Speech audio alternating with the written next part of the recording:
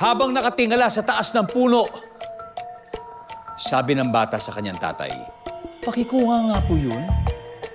Ano kaya yun? Go. Prutas.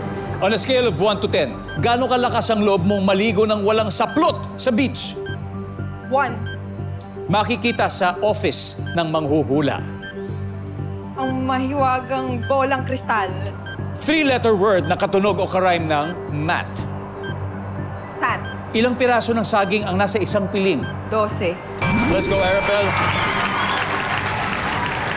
Habang nakatingala sa taas, sabi ng bata sa kanyang tatay, "Pakikuha nga po yun sa puno." Ano kaya yun? Sabi, may prutas. Ang sabi ng survey ay...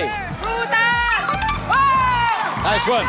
On a scale of 1 to 10, gaano kalakas ang loob mo maligo ng walang saplot sa beach? Sabi mo, 1 ang sabi ng survey. Wow! Wow!